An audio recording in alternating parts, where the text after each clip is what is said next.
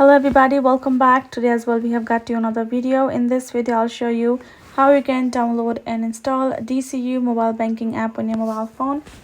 But before that, please do make sure to like our video, subscribe our channel, and yes, without any further delay, let's get into it. So for that, simply go ahead and open up your app store right over here.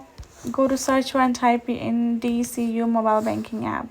As soon as you do that, you will find DCU digital banking app right over here. All you gotta do is tap on this get option and simply double click and verify yourself. Now once you have done that, you simply have to wait till this blue circle completes itself and it's being downloaded and installed within that period of time. So just have to patiently wait for it.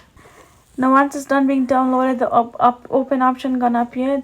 Now simply tap on open, and simply this is how it's gonna look like. You can see username and password for you to sign in purpose. Now you can simply choose to use it however to your liking. Now if you go back, we will also find an app listed right over here, and that is it. So that's how basically it is. Hope this video was helpful to you all. Thank you so much for watching. I'll see you guys in our next video.